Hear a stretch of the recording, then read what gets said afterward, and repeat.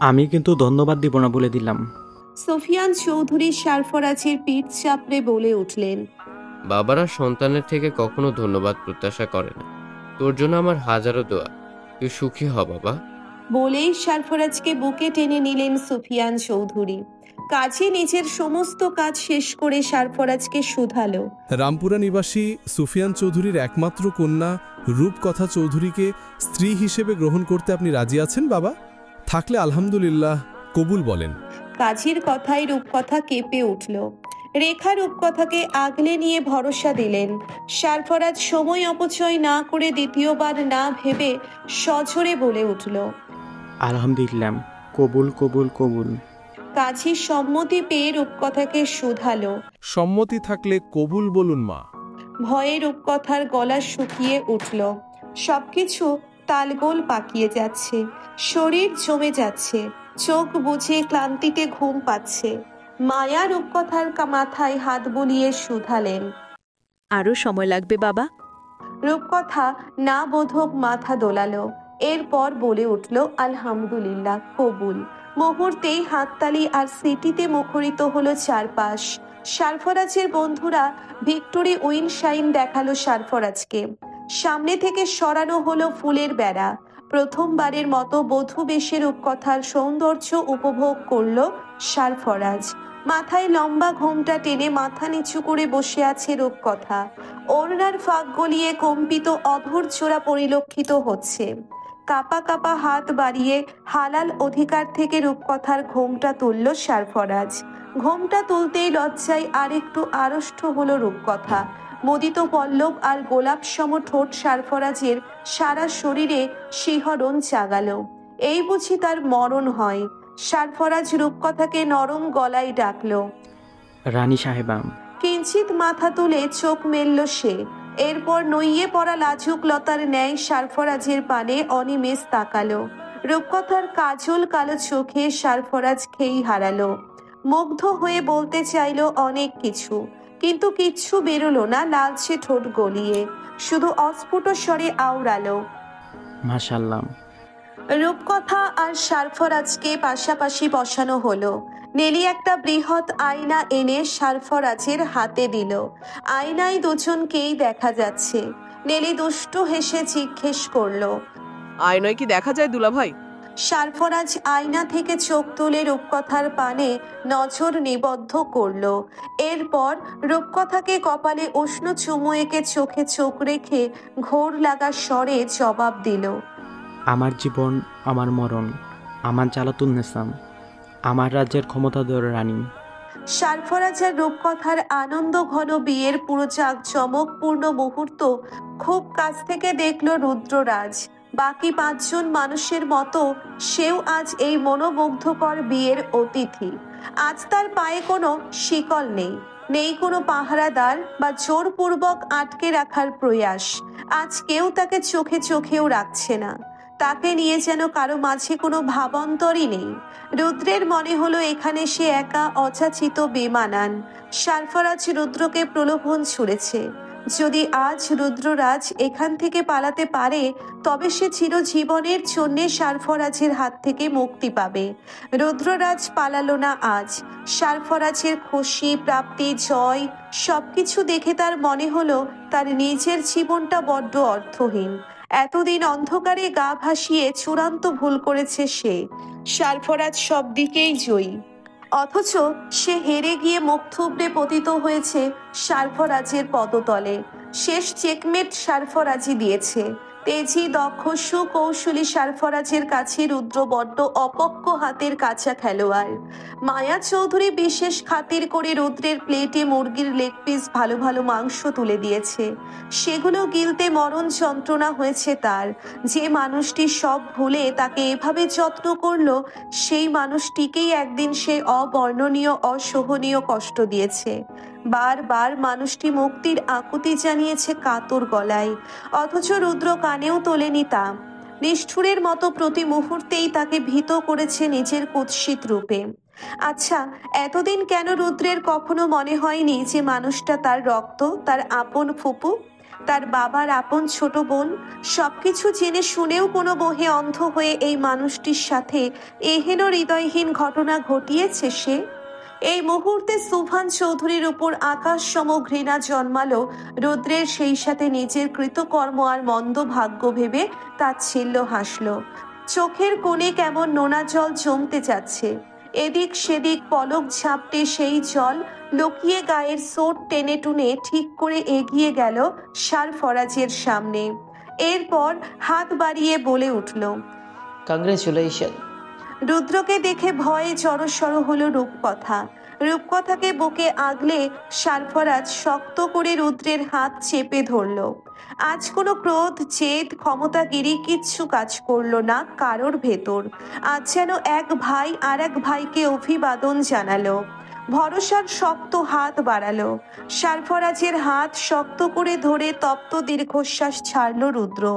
এরপর মায়া চৌধুরীর মায়াবী মুখপানে তাকিয়ে বলে উঠল, তোমরা আমাকে ক্ষমা করে দাও ফুপি। যদিও ক্ষমার অযোগ্য অপরাধ করেছে, আদৌ ক্ষমা পাবো কিনা জানি না, কিন্তু আমার পশুসত্তা বলছে আমার ক্ষমা চাওয়া উচিত। আমি সত্যিই অনুতপ্ত। রুদ্রের কথায় সারফরাজ চুপ রইল। রুদ্র কিছুক্ষণ চুপ থেকে পুনরায় বলে উঠল, আমাকে পাতাল ঘরে পাঠানোর ব্যবস্থা কর সারফরাজ। যদি পাপের কিছুটা মার্জনা হয়, আমি স্বেচ্ছায় আমার বন্দি দশা কবুল করে নিয়েছি। আমি আজীবন ওখানেই নিজের জীবন কাটাতে চাই। পৃথিবীর বাতাস বড্ড বিষাক্ত ঠেকছে, অন্ধকারেই আমার আপন এখন। সারফরাজ এক ভ্রু উঁচু করে শোধালো, রিয়েলি? রুদ্র মাথা ঝাঁকালো তাৎক্ষণিক। সারফরাজ ঠোঁট বাঁকিয়ে হেসে বলে উঠল, তোকে বন্দি করতে ইচ্ছে করছে না, আর স্পেশালি মা চাচ্ছে না। তুই লস অ্যাঞ্জেল ফিরে যা, সেই ভালো তোর জন্য। রুদ্ররাজের মনে হলো সারফরাজ তার সাথে মজা নিচ্ছে, তাই নিজেই এগিয়ে গেল আবির মাহতাবের কাছে। এরপর বলে উঠল, স্যার চলুন। আবির মাহতাব মাথা ঝাঁকালো। এরপর বলল, চলো। সারফরাজের থেকে বিদায় নিয়ে মায়ার সামনে নতমস্তকে দাঁড়ালো রুদ্র। এবার বুক ঠেলে কান্না পেল তার। নিজেকে কিছুতেই ধরে রাখতে পারল না সে। হাঁটু ভেঙে মায়ার পায়ের কাছে বসে গেল রুদ্র। এরপর মায়ার পা জড়িয়ে বলে উঠল, আমাকে তুমি মাফ করে দাও ফুপি। আমি অন্যায় করেছি, কিন্তু বিশ্বাস করো, জেনে বুঝে করিনি। আমি অবশ ছিলাম, আমার চোখে কালো অপরাধের পর্দা ছিল। আজ বহু বছর বাদে সেই পর্দার উন্মোচন হয়েছে। রুদ্রের কান্না মায়ার বুকে শেল হয়ে বিঁধল। তার কাছে মনে হলো সেদিনের সেই 10 বছর বয়সী রুদ্ররাজ, তার ভাইপো, তার সামনে ঠোঁট ভেঙে বসে বসে কাঁদছে। মায়া নিজেও হাঁটু মুড়ে বসে রুদ্রকে বুকে জড়িয়ে বলে উঠল, তুই তো আমার আব্বা রে রুদ্র। মেয়ের কাছে বাপের কোনো অন্যায় থাকতে পারে না? পারে না। আমি সেসব কিচ্ছু মনে রাখিনি। সময়ের পরিক্রমায় সমস্ত দ্বন্দ্ব, অভিমান, রাগ, ক্ষোভ, জেদ ঝুরঝুর করে বালির বাঁধের ন্যায় ভেঙে গেল। সারফরাজ আবির মাহতাবকে বলল, স্যার, ওর পাসপোর্ট আর জরুরি ডকুমেন্টগুলো ওকে ফেরত দিয়ে দিন। আমি ওর সাথে আমার সমস্ত সম্পর্ক ছিন্ন করতে চাই। আজ থেকে আমরা কেউ কাউকে চিনি না। আজ থেকে আমি ধরে নেব আমার জীবনে রুদ্ররাজ নামক কোনো ছায়া কখনো ছিল না, আর ভবিষ্যতেও থাকবে না।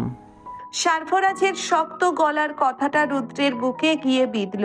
সে মাথা নত রেখে অস্ফুট গলায় বলল, আমার সাজা কমানোর জন্য থ্যাঙ্কস, কিন্তু আমি আজীবন অন্ধকার কারাবাস ডিজার্ভ করি। আর দাঁড়ালো না রুদ্র। এখানে দাঁড়ানোর মতো মুখ তার নেই। সে লস অ্যাঞ্জেলস ফিরে যাবে, এরপর সেখান থেকে রাশিয়া। রুদ্র নামটা সকলের মন থেকে সে মুছে নিতে চায়।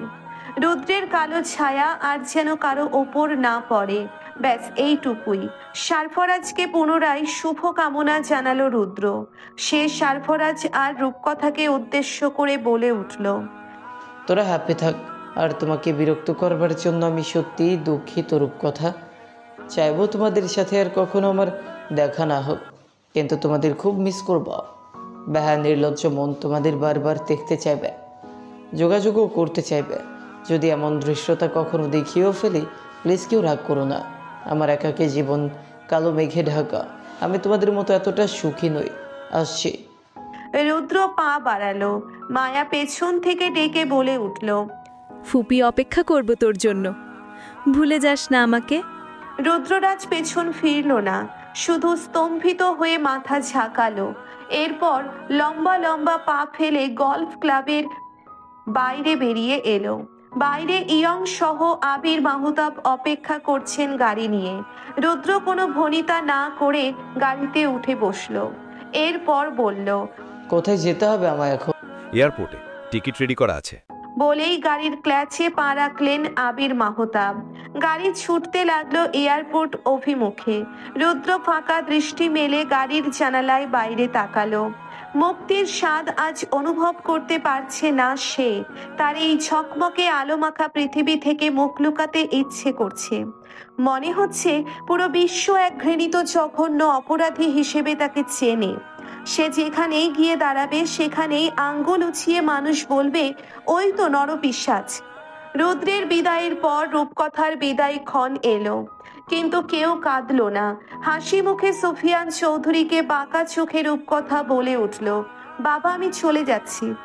তো যাও না, না করেছে কে? তোমরা কাঁদছো না কেন? এখানে কাদার কি আছে? বিয়ে হয়েছে, শ্বশুরবাড়ি যাবে, এটাই তো স্বাভাবিক নিয়ম। সে কি, আমার বিয়ে হয়ে গেল, আমি পরের ঘরে চলে যাচ্ছি, তোমরা কাঁদবে না? না মা, কাঁদবে না।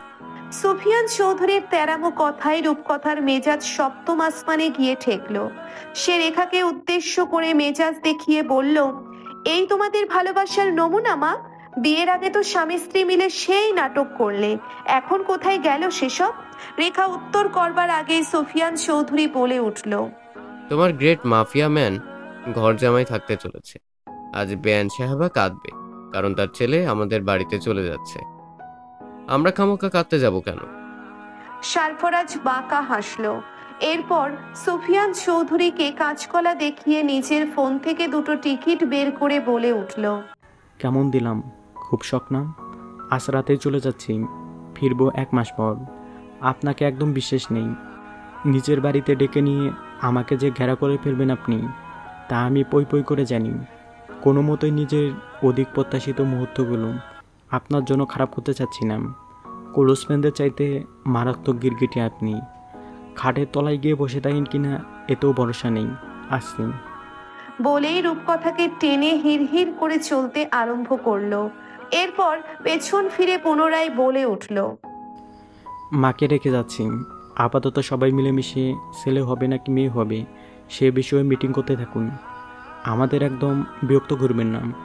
যদি এমনটি হয়েছে না, দেশে ফিরে সবগুলোকে পিস পিস করব। সারফরাজের কথায় সুফিয়ান চৌধুরী স্তব্ধ হয়ে রইল।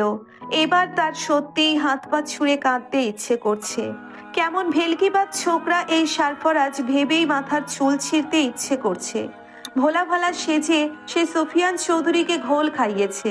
হাজার হাজার টাকা খরচা করে ফুল কিনে ওদের জন্য ঘর সাজিয়েছেন তিনি, আর এই হতচ্ছাড়া বলছে কি এসব? সুফিয়ান চৌধুরী নানান ভাবনা ভাবতে আরম্ভ করলেন।